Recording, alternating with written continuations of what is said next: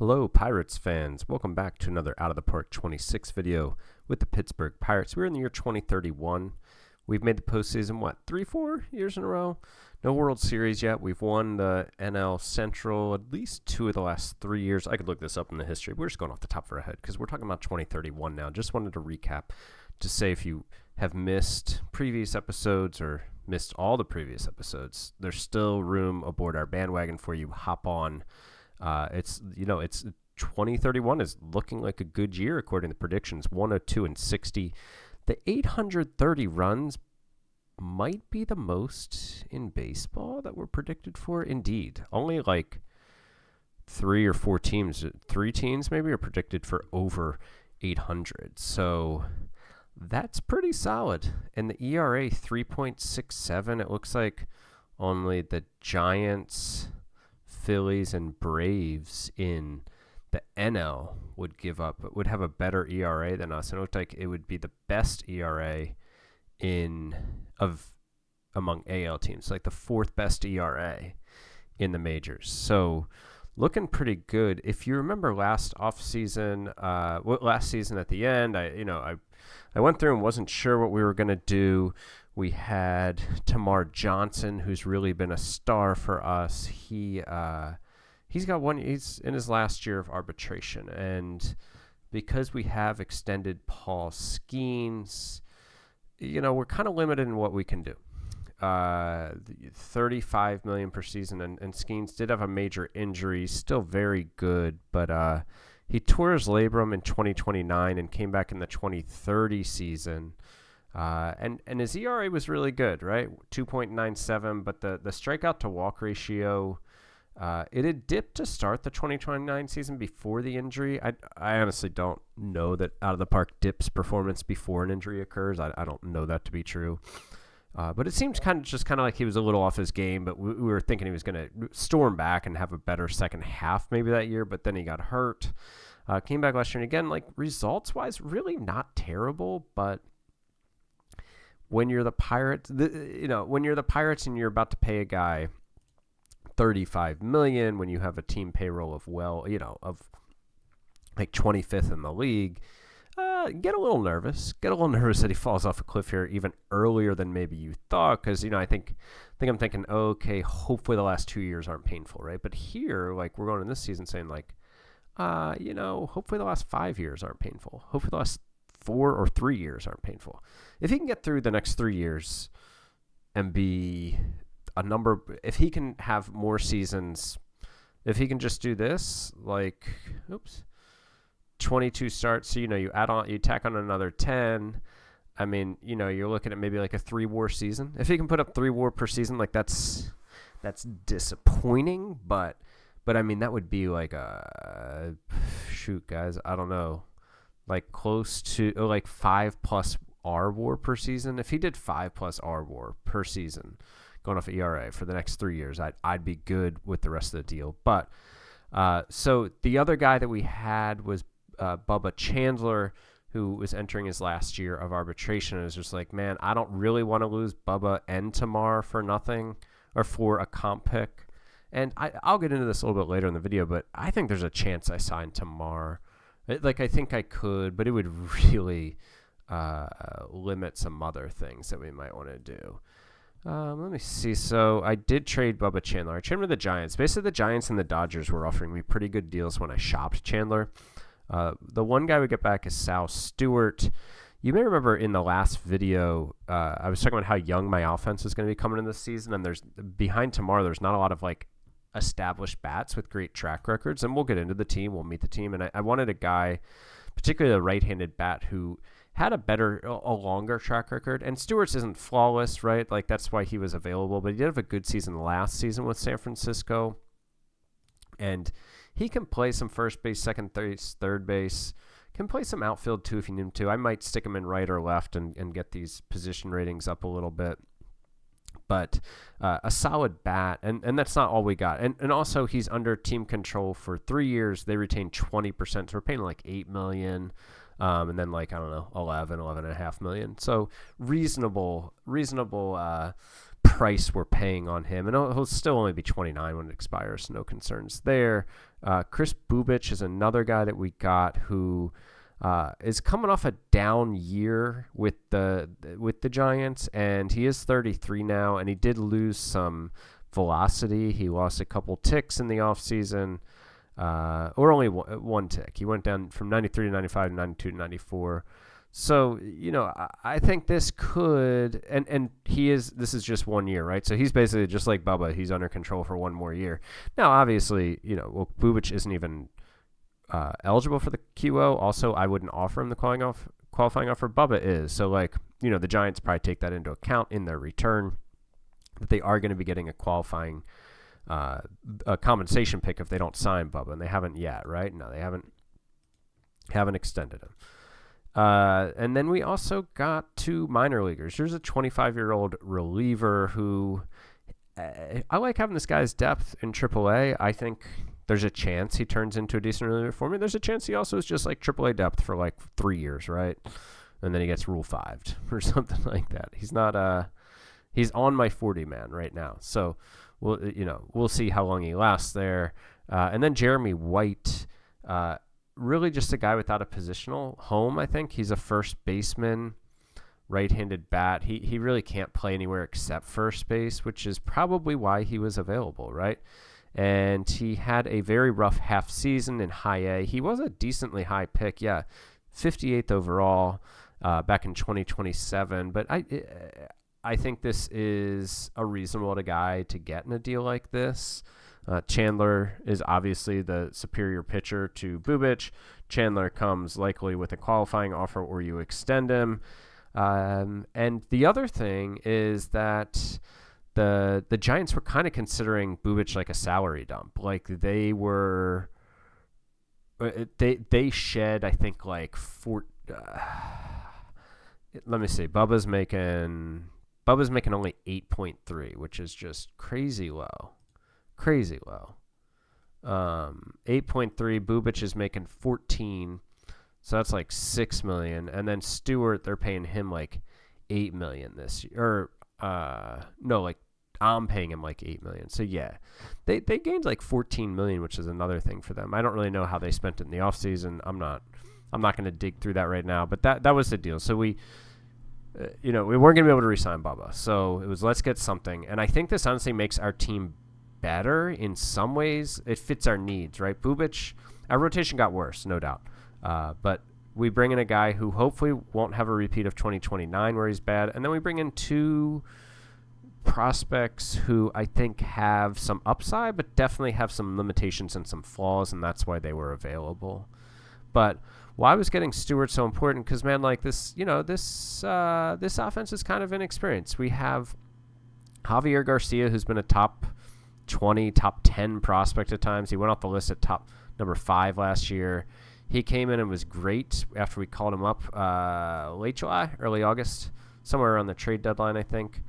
But again, the theme here is guys without long track records. He's a good catcher too, so that international free agent signing really paying off. Brendan Poulin is a 7th-round pick from 2027 who came up in 231 plate appearances last year off a 355 BABIP. He had a 160 WRC+. Now, he ran high BABIPs in the minors, so maybe he can be a 320 BABIP guy. I don't know. I don't think he's that good, right? And that's another thing where this lack of track record comes into play. If he does this for another season or two, I'm like, oh, he's an all-star player every year. But 160, I don't know. I'll be happy with 110, 120 WRC+ out of him. That'd be a very solid regular. Pronko is a first-round pick from 2027. He's had 676 plate appearances, 159 starts, and he's put up 6.3 WAR over that time. His per 162 game average is 136 starts and 5 WAR. That's really good. He was really bad, or not really bad. He was below league average for the first half last year and then went off in the second half. So what are we going to get from him? I don't know. Honestly, Garcia, Poulin, and Pronko could all, in July have a 95 WRC+ and be, just kind of hanging around, or they could all be all-stars. It's really could go either way. Again, that's why we brought in Sal Stewart, kind of like a guy who raised the floor. Carlos Caro, has really not held down a full-time job yet, but he's their starting third baseman. He's been solid, though. 115 WRC plus across 918 plate appearances. But another dude who it's just like, which way is his career going to go? We'll find out. Wyatt Sanford. He had a 92 WRC plus last year for us in 188 games. His fielding was really solid, though, if I remember correctly. Yeah, 6.2 zone rating and 40 starts. Like that'll play. If you play 120 games, you can put up an 18 zone rating. Now, I don't know if he's going to be that good in the field every year with a 65 range. I think, but OSA, his stats, his defensive stats are believable if OSA is right about his defense. So maybe he overachieved, maybe he didn't. Tamar, we all know Tamar. I'll talk about his contract in a second. Very good start to the sim, and then kind of has just like blossomed into a star. Last year at the 147 WRC plus, 6.2 WAR. He is just 26. He'll be 27 in June. Now, this is really the first time that he's asked for a deal more than 1 year. And honestly, 4 years until he's 30 is really not that bad. $37 million would put him, I think, in the top 5 or 10 salaries, which is fair. Like, I think a player with this track record, who, if he hit free agency at 27, would garner a lot of money. So, I think in real life, this guy, like, maybe he gets an opt-out after 4 years, but it would probably take like a 10 or 12-year deal. But because he's asked, I wouldn't offer him 4 years. I don't think it's that realistic. But if he's asking for it, yeah, I might do it. But, man, we'll get into it more like as we get close to the offseason. But I'm not sure that I can afford to pay him that, to be honest. I think it'll keep me from re-signing other guys long-term, even in like that 4-year period. Now, if a lot of these young guys come out and bomb, and I'm like, man, my offense without tomorrow is going to be really bad, then I might be forced to do it. But if like 2 or 3 of these guys take a step forward, and it's like, oh, I can extend this guy earlier than I extended tomorrow, and I don't let myself extend players until they have like 3 years of service time, major league service time. Time on secondary roster too. Sometimes I go by that 3 or 4 years. I've done different rules, different years of out of the park. Sometimes I set like minimum contracts. Like it has to be like at least like the Julio Rodriguez money or Bobby Witt money if you're an all-star, that kind of thing. But this year it's just been waiting until after this is 3 years plus for major league service time. So still quite amount of time until I can do it. It makes it a little more challenging. Cam Cannarella had a down year at the plate, but has been a solid center fielder, at least our first-round pick from 2025. Hopefully he can bounce back. Connor Griffin, I believe last year was his rookie year. Yeah, and he was solid. He played a lot for us, 520 plate appearances, 107 WRC plus. Can he take a step forward? I don't know. That might kind of be like where he's at with the 45-50 contact, the 40-45 avoid Ks, the 45I. Like, he's not going to be an all-world player, but he could be an above-average regular for sure. And then Sal Stewart, our DH. Now, our bench is made up of the number 87 prospect in baseball, Will Duvall, who drafted in the 3rd round, 2027, and he's just really just done nothing but hit in the minors. You can see he had a bad start, or he had a bad end of the year, his first taste of high A, but other than that, I mean, a 130 WRC plus across the minors, including 141 in AAA last year. I think he could maybe fake it at second base. He can play a little bit of outfield. He's mainly a first base DH type, but if somebody falters, we can move Stewart multiple places, and we can move Poulin around a little bit. We can move Tamar around. We could find room for Duvall. If he hits, we will find room. Like, somebody in here will falter enough that we can move people around. Pronko could play shortstop if we really needed to him, although I'd rather not do that. But I believe he does have decent career shortstop. Only 31 games, but he's a positive, right? So next on our bench is Christian Vaquero. He's not played a ton for us, but last year he was really good when he was up in the brief period. He's a switch hitter. He's got the 70 outfield range. Like, that's a pretty valuable bench piece to have a guy who can hit from both sides of the plate, can play a plus center field. Yeah, we'll take that. We'll give him another shot here on our bench. And then our other one is Eli Pitts, who can also play a nasty center field. He can play a little bit of infield. I do not believe that I've played him at infield yet. Yeah, he got like 3 innings in the infield last year. But he's a righty bat, which is good because Canarella is a lefty, Tamara is a lefty, but he can like kind of platoon with Canarella in center field. Now, he's hit everywhere except when he came up last year in 124 plate appearances. He wasn't very good, but you can see he's been really good since like low A ball. So we'll see what happens with him. Given some young guys a chance on the bench for sure. Might need to get a veteran bat for the bench if we're in it come trade deadline time. Skeens, who you know, Snell, second year of his 2-year deal at 38, still pitching well. Bubic, Noah Denoy, of course, the free agent signing out of independent ball, who's really just come in and been a solid back of the rotation arm for us. Not nearly as good last year as he was his first year, but if you can have a guy like this making $1.5 million as the Pirates, you're taking that all day.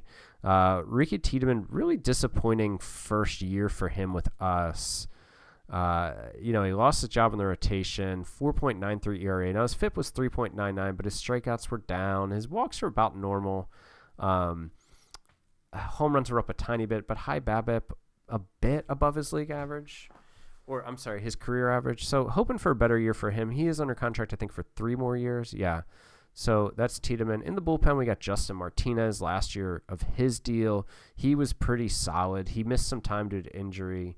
What's he looking for? Yeah, so not looking like we're going to sign him. We just are not in the business of paying relievers $20 million a year. Tim Herron, who finished second in reliever of the year voting last year. He came over in 2020. He's been solid, but he's also a free agent after the year. He was a free agent this year too, but he's later in his career and seems like he's just going year to year on cheap 1-year deals. So we'll see what happens with them. Jose Galvez, who brought over from the Royals last year in June. He never quite established himself with them, but he was pretty good with us. 3.57 ERA. Strikeout to walk percentage was 24.4. I like this guy a lot. I think he could be a big arm for us. Same with Dylan Figueredo, who we got from San Francisco last year. He had not really established himself in the majors, and he was solid for us last year, but only pitched 15 innings. He was down in the minors some. We also didn't get him. Oh, he was out hurt. We traded for him, and he was out hurt. He didn't come back, I think, until like late July. He went on rehab. Levi Sterling's been around, just hasn't broken through to the rotation. Hasn't really been like an opening for him, but he hasn't really forced the issue with his performance. But he was a decent bullpen arm last year. Andy Covington is a rookie, our 15th round pick from 2026. Can this control play? He was a 30 control, 30-30 just a year ago, and then he got up to 30-35, and now he's maxed it out with the 35. So last year in AAA, he did walk 6.6 guys per 9 as a starter. He struck a bunch of guys out. He wasn't great. He has not been great in AAA, but I just wanted to take a chance on this arm. I like his arm, and I want to give him a shot. I like this guy's profile. This is the kind of guy who could catch fire and have a really good bullpen season for you if he can limit his walks. Kiri Almonte, a lefty who pitched for us last year and is solid enough. And then Brian King, same thing. Got him Rule 5, 3-4 years ago now. But he's been solid enough, and he's cheap. He's making $1.75 million, so totally fine as a bullpen arm. Sam Wilson Jr. is our top prospect, 34th in baseball. We picked him in the 3rd round 2 years ago in 2029, and he has pitched well. He pitched really well in his 3 outings in A-ball, and he'll start the year. He's just 20. Jordan Dimas we picked up as an international free agent for $5.3 million. I like this guy a lot. The 65 range, the high baseball IQ. He can play infield. He's got a freaking 65 potential at second base. He's got a 65 infield range too. Now my 65 infield range. Sorry, got myself confused. He got the 55 outfield range, right? So he's like a second baseman. Maybe he can play shortstop in a pinch if you need him to. Third base in a pinch. You can also play left and right field, and obviously first base too. He's an 80. Wow. But I like this guy a lot. And then Will Duvall. Couple other guys that I signed in AAA. Where is he? Man, where's my guy? I'm blanking on his name now. So is this the guy we got? No. Oh, you know what? I might not have locked this guy. So maybe, and I have a lot of these pitchers locked because I want to show you some of that AAA bullpen. Having trouble finding my guy. So I signed like an international pitcher, but then he didn't make my team here. This is going to be the quickest way to do that. I don't know why I'm blanking on this guy's name. When did he sign? Not there. Okay. Oops. I did make some like minor trades. These are all minor trades, just like out of Rule 5 things. And this is my backup catcher. I Rule 5 this guy. I thought he was a little bit better than the backup I had. So, and then, I Rule 5 this guy too, but he's out for 5 months. Just seeing if I can hide him on the IL and then find a way for him. Ed Ramos. Where's Ed Ramos? Why is he in like limbo here? Oh, does the computer have him? Yeah. Why does the computer have him like on the DFA list? Get out of here, man. Like this is, I feel like he's 25 and he only wanted 1.8 million on the international market. So, yeah, I thought that was a solid win. I did option him, but I think he's a really good option if we need more depth in the minor leagues. I'm sorry, in our rotation. Like I think he could, if Bubic falters, if Denoya falters, he's on the 40-man, isn't he? Oh, they took him off because they DFA'd him when he was in the minors. All right, dude. So where is he going to fall into their pitching staff, I wonder? He's a number 2 starter behind Aiden Fuller, who he was really good in AAA last year. Like he's got 3 good pitches, but like could be a freaking stud, but we'll see. I mean, he's 28, so it's like what is happening here? I've noticed some guys like this. He just hasn't broken through. He did have his best year in the minors last year, though, so we'll see. But we have some big arms in this bullpen. Bobby Layman, we got in a trade with Tampa. He's 25, but another one of these guys who's like, man, like can he take a leap forward? Chris Schiff, we got with Baltimore, another guy who looks like a solid bullpen arm. Like Cleveri Tejada has spent time up with us, not a lot, but he spent a little. He's pitched in 2 games for us, but he's been up some. Metzger, we talked about. He came over in the Stewart trade. I think that's kind of like the end of like the bigger arms. I mean, this guy is a 14th round pick that's made it to AAA. Yeah. So, and the rest, Griffin Hughes, I don't know, 3rd round pick from 2025, but he just hasn't put it together enough. Although, to be fair, coming off the 2.2 WAR season in AA, 2.1 in AAA, probably should have gotten a shot, but he didn't, and he was pretty bad last year. Mario Velasquez, 4th round pick from 2028, who had a 1.54 ERA in his first 11 2/3 innings of AAA, so he's a guy to keep an eye on maybe. He is outspoken. I don't love that, but like I'm not broken up about it. And then Casey Mize we signed as like depth. We also signed Alejandro Kirk. This is a cool guy to follow. This is another guy that I signed a $1.8 million deal, and I actually ended up DFAing him, and then he also cleared waivers. But thought he was fun enough to bring in. I don't know if this avoid Ks. He might be doomed here. Let's go to our next game. It's got the early. It's March 18th. Our first game isn't until the 27th. Actually, let's just make sure there's not anybody on the waiver wire that we just have to claim. Theo Gillen is out there. Why? Is he out of options, I guess? Oh, he is out of options. I mean, he's pretty solid in this. But, like, I mean, my bench infielder is Will Duvall, who's a top 100 prospect. So I don't know that I really have room for Theo.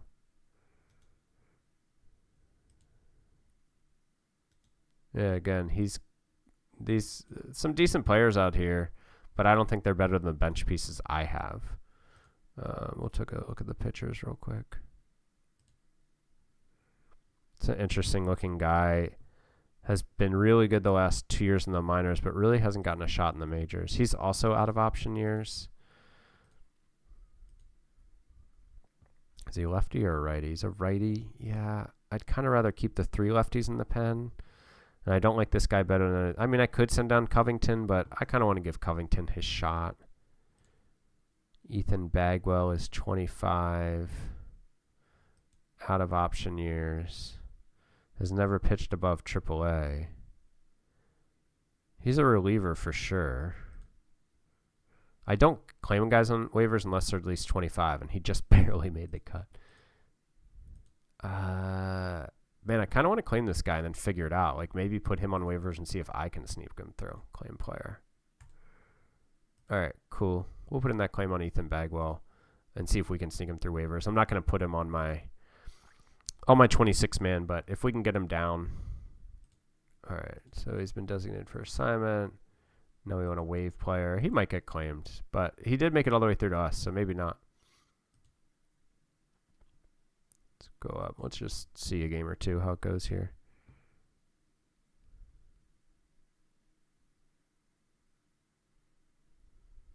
It says Brewers Cruz decides to retire. That's not O'Neill, former Pirates legend. Maybe it's the I don't think Yankees have a reliever. That's who my guess on who it is. But man, why are you guys DFAing so many people? What's going on here? Like, I don't really want this guy DFA'd.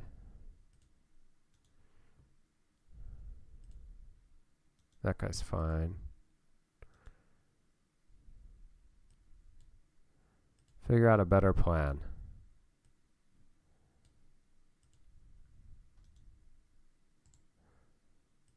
Like these two guys, I'm fine DFAing. What do you guys think? Schmidt is fine at DFA. Sivley, no, I'd like to have him around. Fine, DFA him. DFA him. What the heck? Definitely not DFAing this guy. You lost your mind?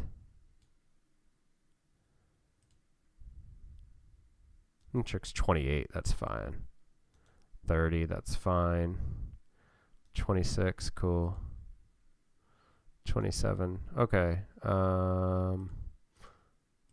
Wait, actually, let me do this. Yeah, I'm fine releasing all those guys. But Bagwell stays. I guess he cleared waivers. I can probably just put him in AAA now, right? Yeah, cool.